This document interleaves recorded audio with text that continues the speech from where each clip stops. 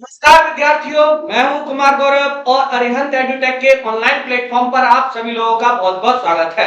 मैं आशा करता हूं आप सभी कुशल मंगल होंगे और अपने घर बढ़िया अध्ययन कर रहे होंगे। साथियों, विद्यार्थियों, आज हम लोग एक बहुत ही औसम टॉपिक लॉन्गिट्यूड और लैटिट्यूड अक्षांश और देशांतर को डिस्कस करने जा रहे हैं। जल्दी से आइए, फटाफट सेशन को ज्वाइन कीजिए, लेकिन कॉपी और पेन के साथ अपने साथ एक नोटबुक रखिए क्योंकि आज बहुत कुछ आप सीखने वाले हैं। तो गाइस, जल्दी से अपना सेशन ज्वाइन कीजिए और स्टार्ट करते हैं अपना औसम सा क्लास। आप देख रहे होंगे कि आजकल हमारे देश में इतना गर्मी हो रही है। क्या गर्मी का अक्षांश और देशांतर से कोई रिलेशन है, कोई संबंध है? क्या मौसम से, तापमान से, हीट जोन से कोई इसका रिलेशन है? इन सारी बातों को हम डिस्कस करेंगे। तो जल्दी से आइए गाइस, अपना सेशन स्टार्ट करते हैं बिना किसी देरी के। देखिए, सबसे पहले तो मैं यहीं से आपको थोड़ा सा समझाना चाहूंगा। सबसे पहले जो कहना चाहता हूं मैं कि आप अपने साथ एक नोटबुक और एक पेन जरूर रखिएगा। ये आपके बहुत काम आने वाला है। सर, सबसे पहले पहली चीज, लॉन्गिट्यूड लैटिट्यूड ये होता क्या? सर देखिएगा, बहुत सिंपल सी बात है। जो भगवान है, जो ईश्वर है, उन्होंने ये अर्थ जो अपने सामने आप अर्थ देख रहे हैं, ये अर्थ सिंपल सा एक अर्थ बनाया था। लेकिन इंसान ने क्या किया? इंसान ने इसको समझने के उद्देश्य से, इंसान ने इसे जानने के उद्देश्य से क्या किया? इस पर एक पूरा जाल बिछा दिया, रेखाओं का जाल बिछा दिया, और यही रेखाएं अक्षांश और देशांतर रेखाएं कहलाती है। सबसे पहले गाइस एक बात तो आप समझ लीजिए, हमारी अर्थ पर रियल में ये लाइन कहीं भी नहीं है। आप ये समझ लीजिए, आप वर्तमान में इस समय जहां भी बैठकर अपना क्लास देख रहे हैं, दुनिया के किसी भी कोने में बैठकर अपना क्लास देख रहे हैं, वहां से होकर के जरूर एक अक्षांश और एक देशांतर रेखा जाती है। एक अक्षांश और देशांतर रेखा, आपके हाथ में मोबाइल फोन है ना, आप तभी अपनी क्लास देख रहे ना सर, वहां से होकर एक लॉन्गिट्यूड और लैटिट्यूड जाती है। सर, लॉन्गिट्यूड और लैटिट्यूड जाती है, ये सर क्या होता है, कैसे होता है और इसका क्या कारण है, ये सारी चीजें आज हम जो है वो जानेंगे। आइए स्टार्ट करते हैं। सबसे पहले ये दोनों ही इमेजिनरी लाइंस, इमेजिनरी का मतलब होता है सर काल्पनिक रेखाएं, दोनों ही इमेजिनरी लाइंस यानी काल्पनिक रेखाएं होती है। गाइस, काल्पनिक रेखा मतलब बनाई हुई, वास्तव में रियल में ये कोई जो है वो लाइन नहीं है। और हम अर्थ का, जो हमारी पृथ्वी है, इसका ग्राफीय अध्ययन करने के लिए, बेटा आपने बचपन में ग्राफ वाली कॉपी में काम किया है ना, बस वैसे ही हमारी पृथ्वी के ग्राफीय अध्ययन के लिए अक्षांश और देशांतर रेखाओं की आवश्यकता होती है। सर जरा ध्यान दीजिएगा और बात को समझिएगा कि अक्षांश और देशांतर रेखाएं सबसे पहले पृथ्वी के ग्राफीय अध्ययन के लिए इनकी आवश्यकता होती है। दूसरी बात इमेजिनरी लाइन है, काल्पनिक रेखाएं हैं। तीसरी बात, थर्ड पर तीसरा पॉइंट अगर हम डिस्कस करें तो देखो बेटा, एक मोटा माटी इंट्रोडक्शन तो मैं आपका करा ही दूं, मैं आपका एक परिचय तो इन लाइंस के साथ, इन रेखाओं के साथ मैं आपका एक छोटा सा परिचय तो करा ही दूं। तो जरा परिचय में आइए, जरा परिचय इनसे कर लेते हैं। तो सर, जो आप देख रहे हैं ये वाला जो सेक्शन अपनी अर्थ का, हमारी पृथ्वी की, जो आप ये वाली इमेज देख रहे हैं पृथ्वी की, जो आप ये इमेज देख रहे हैं, बेटा ये क्या है? ये लैटिट्यूडनल लाइन है। बेटा ये अक्षांशीय रेखाएं है। बेटा ये अक्षांशीय रेखाएं है। बेटा ये अक्षांशीय रेखाएं है। बेटा ये अक्षांशीय रेखाएं है। सबसे पहले लैटिट्यूडनल लाइन अक्षांशीय रेखाएं हैं और दूसरी देशांतर रेखाएं लॉन्गिट्यूड। अक्षांशीय रेखा कैसे है, जैसे आप जो ये वाली लाइनें देख रहे हैं ये अक्षांश रेखा, ये होती क्या है मैं अभी जस्ट आपको बताऊंगा। देशांतर रेखा बेटा जो नॉर्थ पोल से साउथ पोल की ओर सर आप जो देख रहे हैं ये हमारी देशांतर रेखाएं हैं। आइए एक एक बात को जरा समझते हैं और एक एक बात को जरा देखते हैं। सबसे पहले एक बात तो मेरे दिमाग में ये नहीं आ रही कि ये जो अक्षांश और देशांतर रेखा है, ठीक है अब तक आप ना अक्षांश और देशांतर रेखा के बारे में तीन बातें गाइस समझ चुके हैं। तीन बातें कौन कौन सी, सबसे पहले इमेजिनरी लाइन है, काल्पनिक रेखाएं है। दूसरी बात अर्थ का पृथ्वी का ग्राफीय अध्ययन के लिए इन लाइनों की आवश्यकता होती है। तीसरी बात थर्ड वन सर जो हमारी जो एक तरह से हम अगर अपनी भाषा में बोले तो जो लेटी हुई लाइन्स है यानी ये अक्षांश रेखाएं हैं और खड़ी हुई लाइनें हैं वो देशांतर रेखा है। मैं समझाऊंगा अभी, ये केवल आपके लिए एक छोटा सा इंट्रोडक्शन था, अभी मैं आपको समझाऊंगा कि रियलिटी क्या होती है। बेटा एक बात फिर समझ में नहीं है, एक बात इतना अक्षांश देशांतर रेखा हम लोग पढ़ते हैं इतना करते हैं, इसका कारण क्या है, इसका रीजन क्या है, हम क्यों अक्षांश रेखा है हम क्यों देशांतर रेखा इतना मेहनत से डिस्कस करते हैं, इसका रीजन क्या है। देखो आज के जीवन में ये अक्षांश और देशांतर रेखाएं बहुत महत्वपूर्ण है। बेटा किसी स्थान की लोकेशन यानी to identify the location of any place, मैंने एक लाइन बोली थी, मैंने क्या लाइन बोली थी कि अभी जहां आप उपस्थित हैं, अभी जहां आप उपस्थित हैं वहां से होकर के एक अक्षांश और एक देशांतर रेखा जाती है और इसी के थ्रू हम क्या करते हैं किसी भी स्थान की जगह किसी भी स्थान की जो है वो लोकेशन को आइडेंटिफाई करते हैं। गाइस आइए जरा देखते हैं एक बात।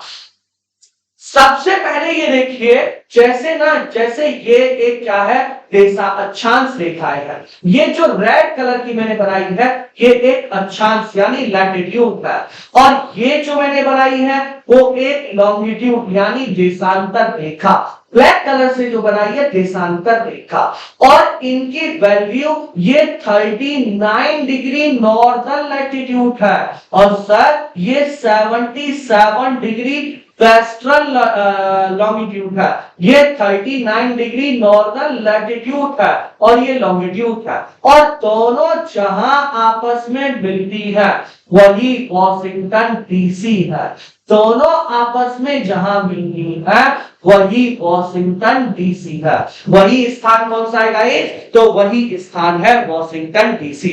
तो मैं आपको क्या समझाने की कोशिश कर रहा हूं विद्यार्थियों, मैं आपको क्या बताने की कोशिश कर रहा हूं गाइस कि सर ये बहुत अच्छा क्वेश्चन है गाइस, ये बहुत प्यारा क्वेश्चन है और बार बार पूछे जाने वाला प्रश्न है और बार बार पूछे जाने वाला प्रश्न है कि अक्षांश और देशांतर रेखाओं का उपयोग क्या है, हम क्यों अक्षांश और देशांतर रेखा बनाते हैं। तो बेटा किसी भी स्थान की स्थिति निकालने के लिए to identify the location of any place. अच्छा एक बात कमेंट बॉक्स में बताइएगा, एक बात कमेंट बॉक्स में बताइएगा कि हमारे भारत की अक्षांशीय स्थिति latitudinal location and longitudinal location of India, Bharat की अक्षांशीय और देशांतरी स्थिति क्या है मुझे आप कमेंट बॉक्स में जरूर बताइएगा।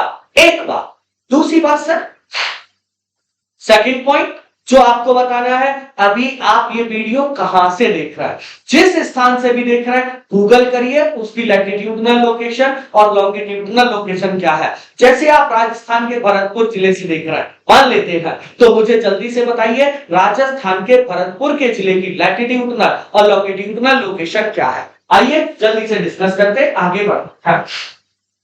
सर देखिए सबसे पहले ना अक्षांश रेखा है। सर ना पता है मैं आपको एक चीज बताना चाहूंगा अरिहंत के इस प्लेटफॉर्म से, मैंने आज तक अक्षांश रेखाएं नहीं देखी बट बचपन से मैं पढ़ता आ रहा हूँ किताबों में लिखा हुआ तो मजबूरी में मुझे अक्षांश रेखा बोलना पड़ता है, बाद बाकी मैंने आज तक कहीं अक्षांश रेखा देखी नहीं। वास्तव में हमारी अर्थ, हमारी पृथ्वी ऐसे गोल है, और क्या किसी गोल चीज पर, जैसे ये पानी का हमारा बोतल है, पानी का बोतल है, क्या इस पर लाइन बनाई जा सकती है?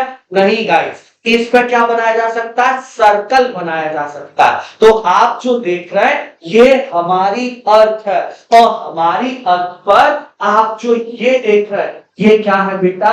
ये सर्कल है। सर, ये जो अक्षांश रेखाएं हैं ये अर्थ पर, हमारी ग्लोब पर, मैं माफी चाहूंगा, ये अक्षांश रेखाएं हमारी ग्लोब पर बनने वाले सर्कल है बेटा, बनने वाले क्या है? वृत्त है। पहली चीज तो बेटा गाइस बहुत अच्छा क्वेश्चन है कि सर जो अक्षांश रेखाएं हैं वो हमारी अर्थ पर बनने वाले क्या है? सर्कल है, वो हमारी अर्थ पर बनने वाले वृत्त। लेकिन ये व्रत बन कैसे गए? बड़ी इंटरेस्टिंग स्टोरी है।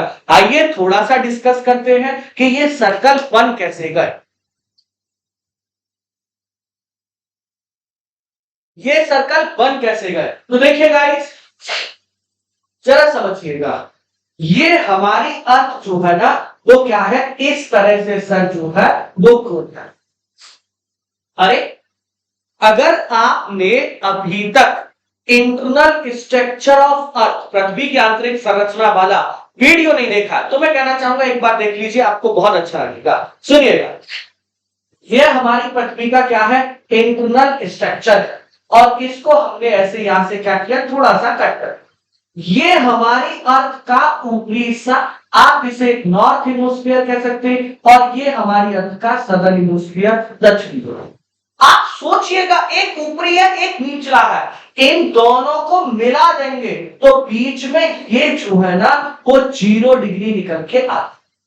ये सेंटर ऑफ अर्थ है, ये पृथ्वी का केंद्र है, ये सेंटर ऑफ अर्थ है, और इस पृथ्वी के केंद्र से ध्रुवों की ओर जो एंगल बनाया जाता है, जो कोण बनाया जाता है, पृथ्वी के केंद्र से ध्रुवों की ओर जो कोण बनाया जाता है, यही कोण जो है वो अर्थ पर एक सर्कल का निर्माण करता है, और यही सर्कल जो है वो अक्षांश रेखाएं कहलाता है। बेटा, एक सर्कल का निर्माण होता है और यही सर्कल जो है वो अर्थ पर अक्षांश रेखा बनाता है। यही सर्कल जो है वो अर्थ पर क्या, यही सर्कल जो है वो अर्थ पर अक्षांश रेखाएं बनाता है। यानी सबसे पहले ये अर्थ पर बनने वाले सर्कल है। क्या आप ये भी कह सकते हैं कि पृथ्वी के केंद्र से, from the centre of earth, पृथ्वी के केंद्र से ध्रुवों की ओर खींची गई कोणीय धुरी, सेंटर ऑफ अर्थ ये नॉर्थ में हो सकता है और यही सीन साउथ में। यानी इस तरह से आप क्या करिए और यहां क्या करिए, एक सर्कल बना दीजिए, ये एंगल है और यहां एक सर्कल।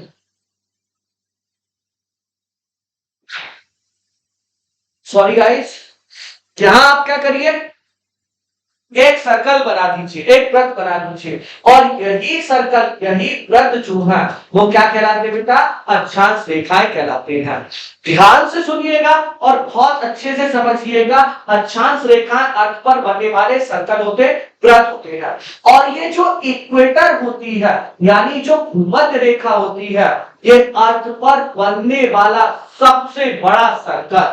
यानी अगर हम देखें तो सबसे पहला पॉइंट अक्षांश के बारे में ये आता है कि सर ये अर्थ पर बनने वाले क्या होते हैं? सर्कल होते हैं, वृत्त होते हैं। सर जो हमारा इक्वेटर है, यानी जो हमारा इक्वेटर है, यानी जो भूमध्य रेखा है, ये सबसे बड़ा सर्कल है। ये जो है वो सबसे बड़ा सर्कल है, ये सबसे बड़ा जो है वो वृत्त है, सबसे बड़ा सर्कल है।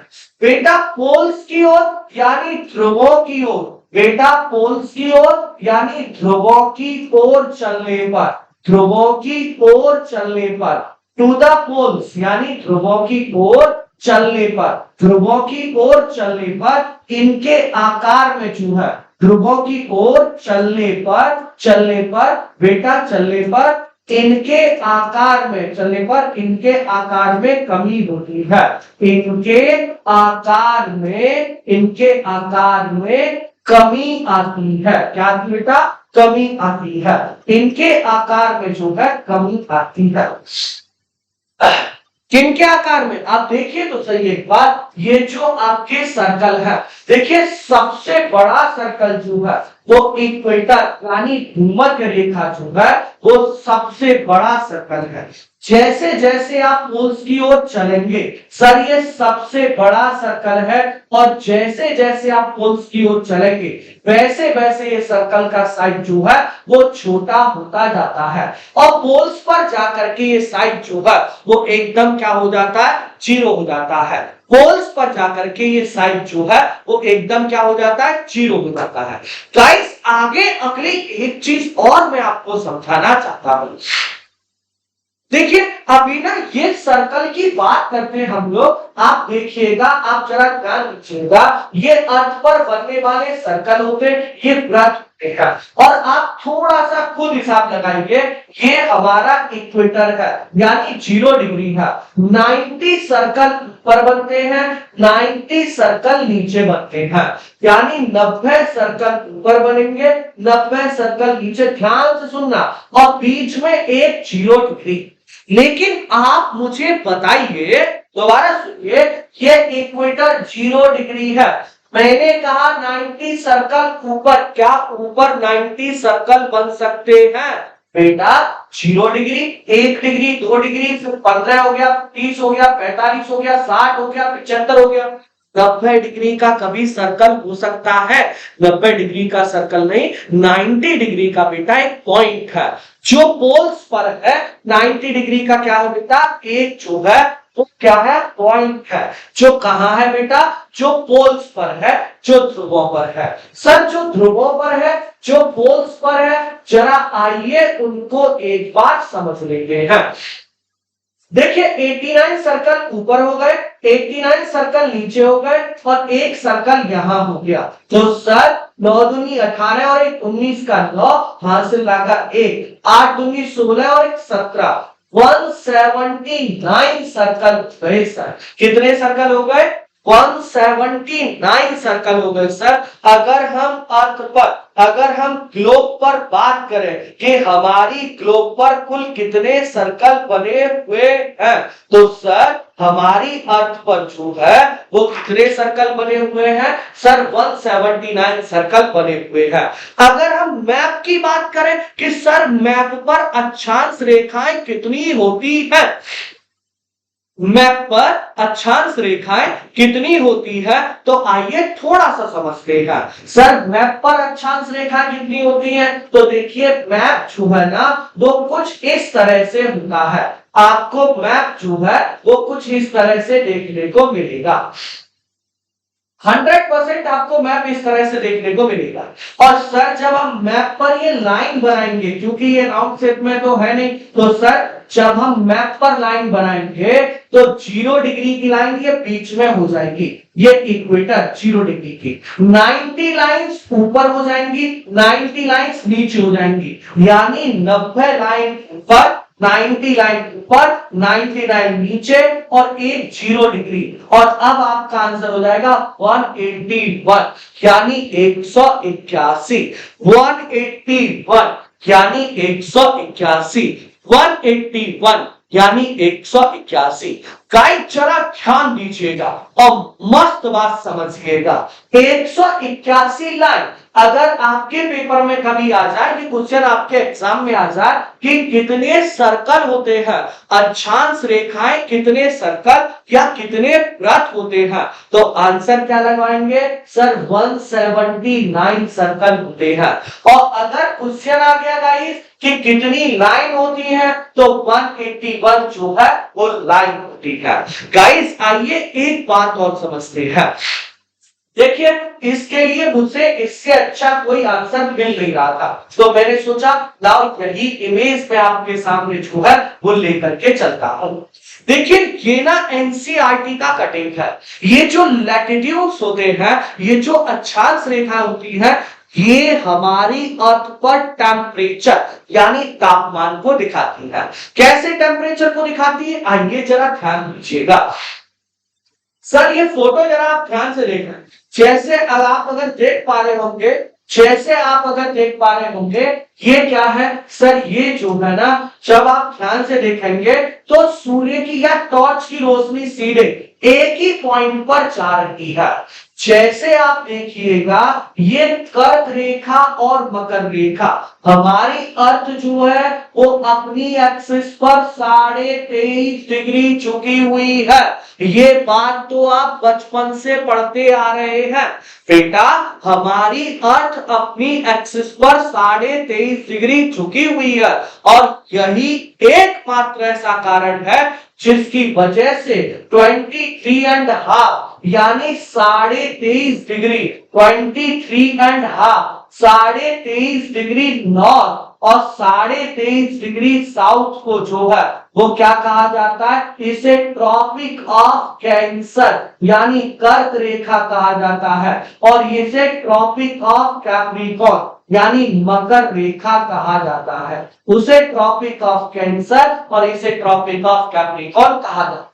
और इस एरिया में सूर्य की किरणें पूरे साल लंबवत चमकती है, इसलिए बेटा ये ट्रॉपिकल जोन कहलाता है, उष्ण कटिबंधीय क्षेत्र कहलाता है। यानी मैं आपको क्या समझाने की कोशिश कर रहा हूं कि ये जो अक्षांश रेखाएं होती हैं ये अर्थ पर टेम्परेचर यानी तापमान को दिखाती है। ये टेम्परेचर यानी तापमान को दिखाती है, ये टेम्परेचर यानी तापमान को दिखाती है। आइए थोड़ा सा आगे बढ़ते हैं, थोड़ा सा चीजों को और समझते हैं।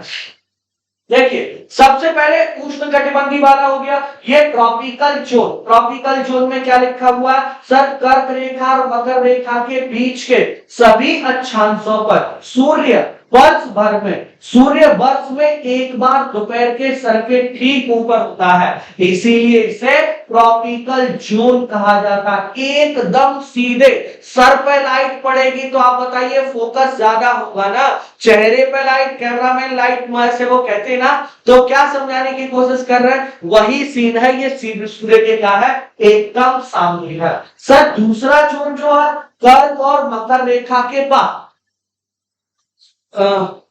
कर्क और मकर रेखा के बाद, सर कर्क और मकर रेखा के बाद किसी भी अक्षांश पर दोपहर का सूर्य कभी भी सिर के ऊपर नहीं होता है। सर इसको हम लोग क्या कहते हैं, टेम्परेट जोन कहते हैं। जैसे जरा इधर देखिएगा और इस बात को एक बार और समझिएगा, जैसे 23.5 डिग्री झुका हुआ है, अब आप देखिएगा यहाँ 23.5 डिग्री के बाद ये वाला एरिया ध्यान से देखिए, ये वाला एरिया देखिए, इस एरिया में सूर्य की किरणें सीधी पड़ती ही नहीं है, तो इसे टेम्परेट जोन कहा जाता है। जो ग्रीन वाला एरिया आप देख रहे हैं, और बेटा इससे ऊपर का जो एरिया है यहाँ तो सूर्य की किरणें पहुंच ही नहीं पाती हैं और इसे पोलर जोन यानी ध्रुवीय क्षेत्र कहा जाता है, इसे ध्रुवीय क्षेत्र कहा जाता है। मैं आपको क्या समझाने की कोशिश कर रहा हूं गाइस, मैं आपको क्या बताने की कोशिश कर रहा हूं गाइस, कि ये जो अक्षांश रेखाएं होती हैं ये पृथ्वी पर टेम्परेचर यानी तापमान को दिखाती है। ये जो अक्षांश रेखाएं होती हैं ये अर्थ पर टेम्परेचर यानी तापमान को दिखाती। आगे आइए थोड़ा सा डिस्कशन को अपना आगे बढ़ाते हैं।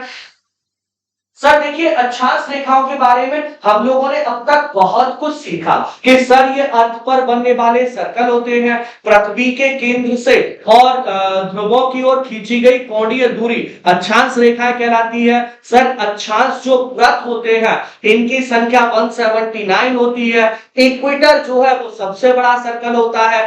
वृत्तों की ओर चलने पर इन सर्कल्स की जो है वो क्वांटिटी, वो वृत्तों की ओर चलने पर इनकी जो आकार है, जो साइज है वो क्या होता जाता है बेटा, कम होता जाता है।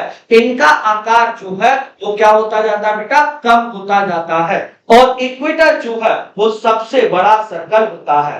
बेटा एक बात और आप याद रखेंगे और वो बात क्या है कि बेटा ये जो इक्वेटर, ये जो अक्षांश रेखाएं हैं ये अर्थ पर टेम्परेचर यानी तापमान को दिखाती है। आइए अब आगे बढ़ते, थोड़ा सा आगे बातों को बढ़ाते हैं। देखिए कुछ एक इंपॉर्टेंट लाइनें आपके साथ डिस्कस मैं करना चाहूंगा। पहले तो मेरी एक बात समझिएगा, बचपन से आप सुनते आ रहे हैं और आज भी आप सुन रहे हैं, बचपन से आप सुनते आ रहे हैं और आज भी आप सुन रहे हैं कि जो हमारी अर्थ है, जो हमारी पृथ्वी है, वो अपनी एक्सिस पर 23.5 डिग्री झुकी हुई है। सर बस यही एक कारण है कि 23.5 डिग्री नॉर्थ को ट्रॉपिक ऑफ कैंसर यानी कर्क रेखा और साउथ को ट्रॉपिक ऑफ कैप्रिकॉर्न यानी मकर रेखा कहा जाता है। गाइस एक बात और समझिएगा, और क्या समझिएगा गाइस, एक बात और समझिएगा, और वो बात क्या है सर, तो वो बात ये है सर, वो बात ये है सर कि यहाँ ये 23.5 23.5 डिग्री हो गया, ये 23.5 डिग्री हो गया, लेकिन सर इधर आपका जो है वो 66.5 डिग्री, ये एक एंगल बनता है। और कैसे एंगल बनता है जरा देखिएगा, ये हमारी अर्थ हो गई, जरा ध्यान दीजिए, ये अर्थ का एक्सिस यानी पृथ्वी का अक्ष हो गया, और ये अपने अक्ष पर कितना 90 डिग्री का नहीं 23.5 डिग्री झुकी हुई है। 23.5 ये 90 डिग्री ऐसे नहीं है, ये क्या है सर, ये 23.5 डिग्री यानी इस तरह से झुकी हुई है। ये वाला एंगल जो है वो 23.5 23.5 डिग्री का, तो ये कर्क रेखा हो गई, ये मकर रेखा हो गई। बचा हुआ एंगल जो है, बचा हुआ कोण जो है वो कितने डिग्री का है, तो सर ये वाला एंगल जो है, ये वाला कोण जो है वो कितने डिग्री का, 66.5 डिग्री का है।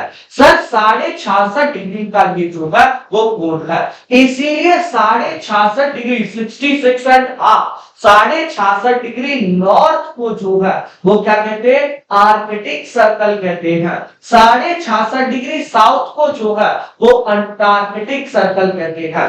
एक को आर्कटिक सर्कल कहते हैं और एक को जो है वो अंटार्कटिक सर्कल कहते हैं।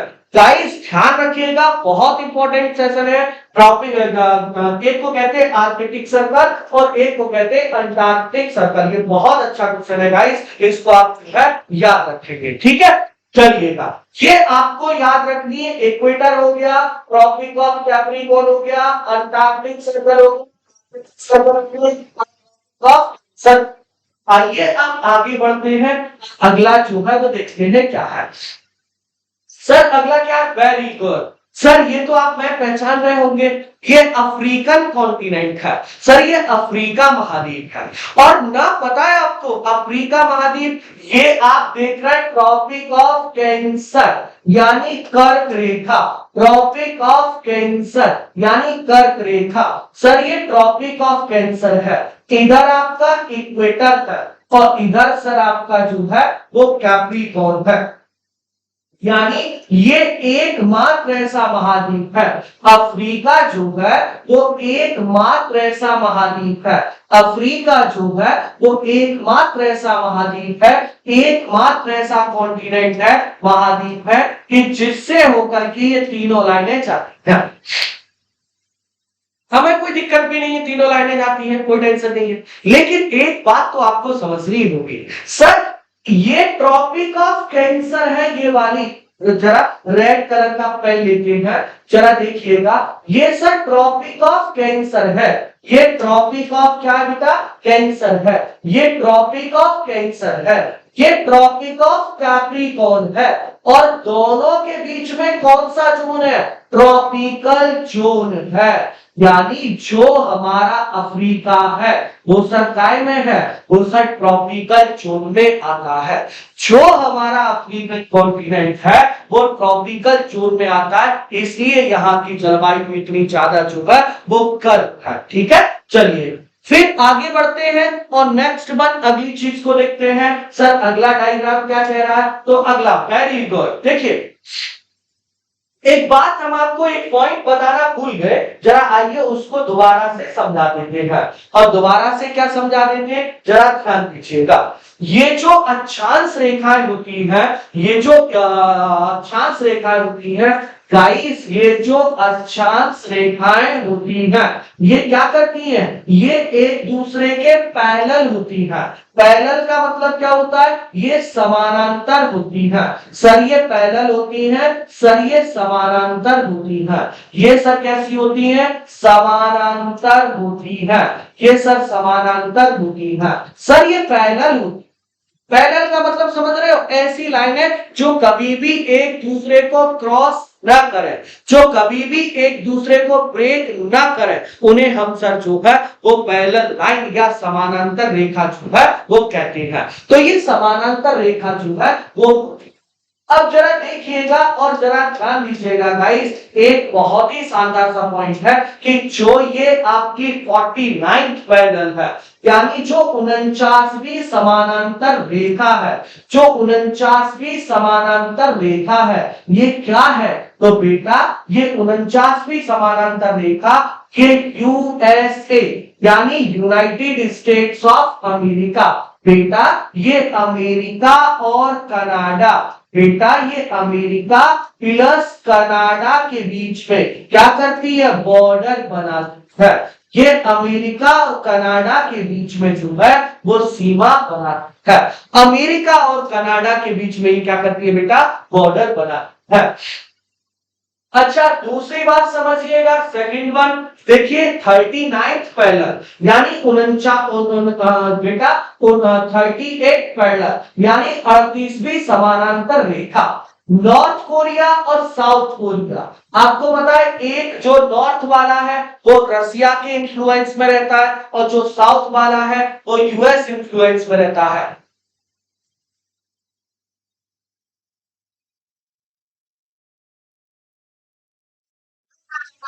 कर रहा हूं गाइस, सिर्फ इतनी सी बात बताने की कोशिश कर रहा हूं कि जो 38 पैरेलल है वो उत्तर कोरिया और दक्षिण कोरिया यानी नॉर्थ कोरिया और साउथ कोरिया के बीच में क्या करता है, बॉर्डर बनाता है। आगे बढ़ते अगला देखते हैं सर, तो अगला क्वेश्चन क्या है, ये लाइन तो आप सबको पता होनी चाहिए। ऐसा क्या है सर इस लाइन में जो ये हम सबको पता होनी चाहिए, सर उसका कारण ये है, ये लाइन हमको इसलिए पता होना चाहिए। क्यों पता होना चाहिए, जरा ध्यान दीजिए, क्योंकि ये हमारे देश से संबंधित है। 24 degree 4 minute, 24 degree 4 minute, 24 degree 4 minute northern latitude यानी 24 डिग्री 4 मिनट उत्तरी अक्षांश रेखा, नॉर्दर्न लैटिट्यूड उत्तरी अक्षांश रेखा, उत्तरी अक्षांश रेखा। ये पता है आपको, ये भारत और पाकिस्तान के बीच में बॉर्डर बनाती है। ये भारत और पाकिस्तान के बीच में कच्छ ऑफ रन गुजरात में ये जो है वो बॉर्डर बनाती है। हालांकि पाकिस्तान वो कहता है ये जो है डिस्प्यूटेड एरिया है, लेकिन हम लोग मानते नहीं, वो हमारा था और हमारा है। चलिए अगला देखते हैं, नेक्स्ट डायग्राम क्या कहता है, वेरी गुड सर। यहां तो मैं आपसे इतना कहना चाहूंगा कि आप ना ब्लैंक मैप खरीद के लाइए, और ब्लैंक मैप खरीद के लाइए और उस पर काम कीजिए। ब्लैंक मैप लेके आइए, उस पर काम कीजिए और उस पर काम कीजिए, और ये जो डायग्राम आप पीछे देख रहे हैं ये आप बनाइए। बेटा ये ऐसे कंट्रीज हैं, बेटा ये ऐसे देश है जो क्या है, जो इक्वेटर यानी मध्य रेखा पर स्थित है। ये ऐसे देश हैं जो इक्वेटर यानी भूमध्य रेखा पर स्थित है। ये इक्वेटर यानी भूमध्य रेखा पर स्थित है। जैसे कौन कौन से हो गए, जैसे साउथ अमेरिका के, दक्षिण अमेरिका के, सर साउथ अमेरिका के, दक्षिण अमेरिका के 3 देश हो गए। कौन कौन से, पहला इक्वाडोर, जो आपको कौन सा येलो कलर से दिख रहा है, सर ग्रीन कलर से आपको कोलंबिया दिख रहा है, और सर येलो कलर से ब्राजील दिख रहा है। सर अफ्रीका महाद्वीप के जैसे गैबोन हो गया, कांगो हो गया, रिपब्लिकन ऑफ कांगो हो गया, युगांडा, केनिया, ये सर जो है वो किसके हैं, अफ्रीका के। सोमालिया हो गया, मालदीव, इंडोनेशिया, किरिबाती, ये किसके हैं सर, तो ये एशियन कंट्रीज है सर, या इसे आप कह सकते हैं ये एशियन कंट्रीज है जिनसे होकर के इक्वेटर यानी भूमध्य रेखा जो है वो गुजरती है। तो इसको आप क्या रखेंगे गाइस, याद रखेंगे टोटल 13 देश हैं। वैसे ये वाला क्वेश्चन जो है वो छोटे वनडे एग्जाम में आता है कि विषुवत रेखा कितने देशों से होकर के गुजरती है। तो गाइस याद रखिएगा जो इक्वेटर है, जो विषुवत रेखा है वो कितने देशों से होकर के गुजरती है, 13 देशों से होकर के गुजरती है। फिर सर उसके बाद ये कर्क रेखा है और कर्क रेखा में आपको एशिया के देश याद रखने हैं।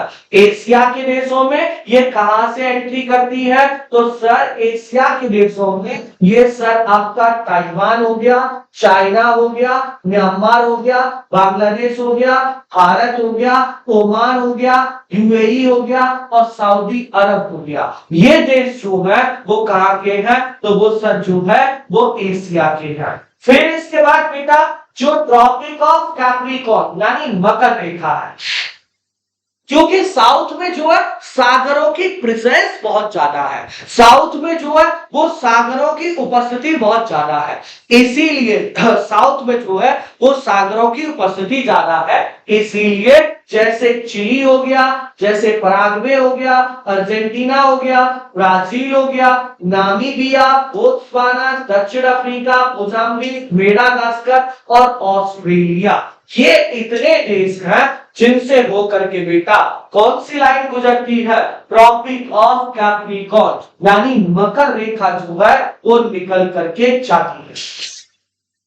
एक गाइस एक और है आपके लिए बहुत ही शानदार सा पॉइंट है जो आपको याद रखना है, जो अक्सर आपके एग्जाम में मिलता है गाइस, वो आपको याद रखना है। क्या है जरा ध्यान दीजिएगा। तो सर सबसे पहले इक्वेटर यानी विषुवत रेखा, मैं माफी चाहूंगा गाइस, सबसे पहले समझिएगा जो ये विषुवत रेखा है, आप देख रहे होंगे कांगो रिवर, ये सर साउथ अफ्रीका की बड़ी फेमस रिवर है कांगो रिवर। आप समझिए दुनिया की सबसे गहरी नदी है कांगो रिवर। कांगो रिवर दुनिया की सबसे गहरी नदी है। कौन सी नदी? कांगो नदी है।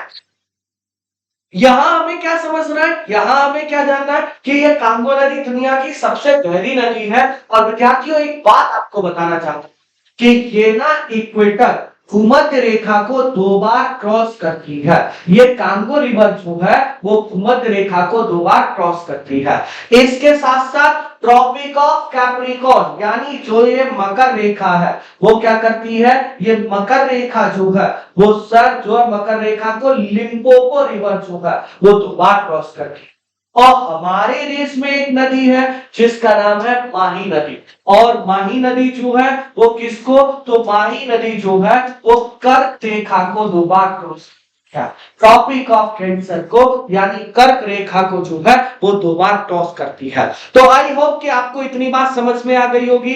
अभी तक हमने किसको सर, लैटिट्यूड को डिस्कस किया है यानी अक्षांश को डिस्कस किया। क्या अक्षांश रेखाएं होती है?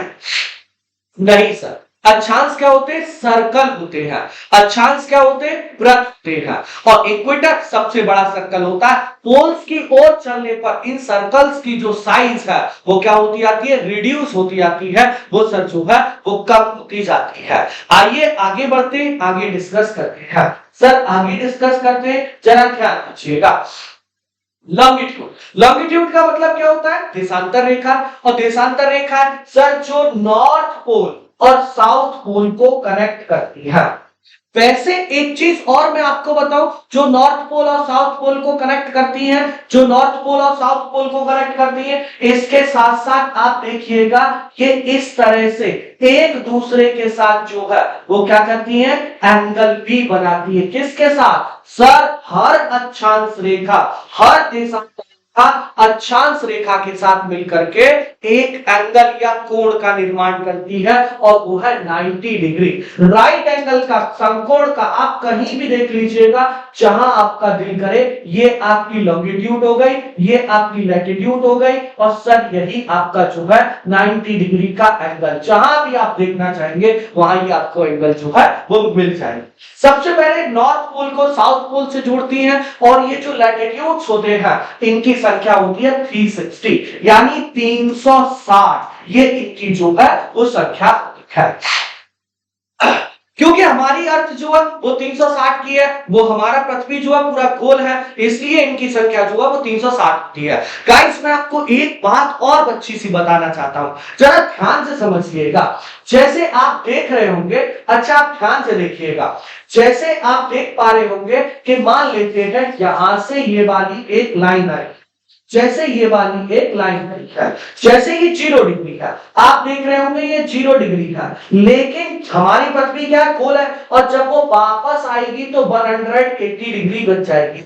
यानी बेटा ये ना यूपीएससी लेवल का ये बहुत अच्छा क्वेश्चन है, ये है एक इजी क्वेश्चन, ये है एक इजी क्वेश्चन, लेकिन इसका लेवल बहुत अच्छा है। देखिए जो इक्वेटर है ना वो एक ग्रेट सर्कल है, वो एक बड़ा वृत्त, वैसे ही हर एक लॉन्गिट्यूड एक ग्रेट सर्कल का निर्माण करती है। बेटा हर एक लॉन्गिट्यूड जो है वो एक ग्रेट सर्कल का निर्माण करती है। ग्रेट सर्कल मतलब जैसे हमारा ये हाथ है, देखिए एक अक्षांश रेखा इस तरह से बनेगी, वो पृथ्वी को 2 बराबर भागों में काटती है।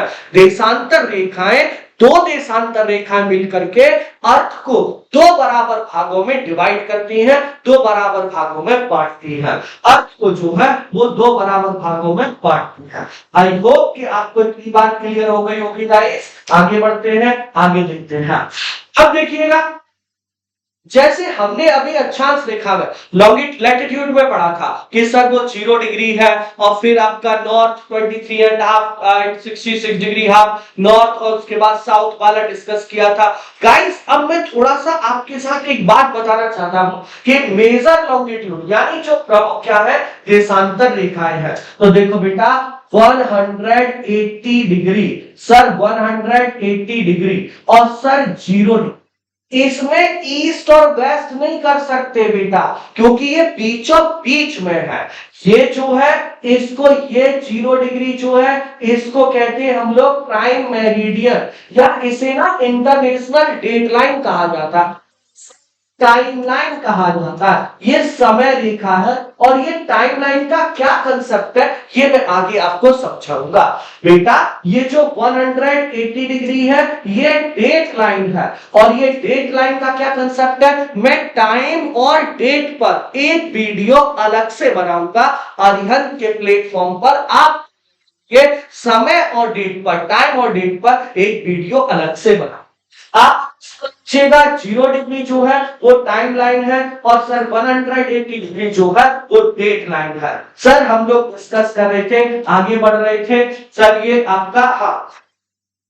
अब देखिए हमारी अर्थ क्या है, वो वेस्ट टू ईस्ट, जैसे आपने अभी पढ़ा, अभी आपने जाना है गाइस कि जो हमारी अक्षांश रेखाएं होती है वो अर्थ पर टेम्परेचर को दिखाती है, सर तापमान को दिखाती है। ये जो देशांतर रेखाएं हैं ये हमारी अर्थ पर किसको दिखाती है बेटा, ये हमारी अर्थ पर टाइम को दिखाती है। क्यों, क्योंकि हमारी पृथ्वी गोल है और सर वो रोटेट हो रही है, वो क्या कर रही है, वेस्ट टू ईस्ट, यानी पश्चिम से पूर्व की ओर। सर क्या हो रही है, रोटेट हो रही है, पश्चिम से पूर्व की ओर जो है वो रोटेट हो रही है। और सर एक्स है, सर यही सर क्या है, यही सूर्य के सामने से होकर के निकलता है, और सूर्य के सामने से होकर के निकलता है, उसी आधार पे हम डिस्कस करते हैं कि सुबह हो रही है या दोपहर हो रही है या रात हो रही है। अगर हम सूर्य के एकदम अपोजिट है, हमारे देशांतर सूर्य के एकदम अपोजिट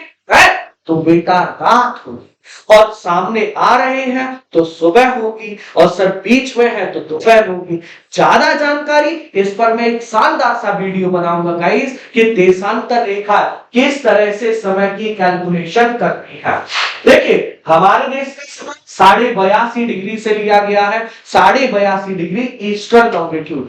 इसी को क्यों लिया गया है, क्योंकि इसी को क्यों लिया गया है तो थोड़ा सा आप ना एक होमवर्क करके देखिएगा मेरी तरफ से हमारे देश की। वैसे मैंने ये आपको शुरुआत में क्लास जब शुरू हुआ था तभी होमवर्क दिया था। सर यहां से ये हमारे देश की लॉन्गिट्यूड सर लोकेशन है। सर कितने डिग्री ईस्ट से कितने डिग्री ईस्ट तक भारत की लॉन्गिट्यूडिनल लोकेशन है, और उसका आधा कर दीजिए तो बीच निकल आएगा। या इसके अलावा टाइम जोन का भी एक कंसेप्ट है, वो भी मैं आपको टाइम जोन वाली क्लास में विस्तार से बताऊंगा।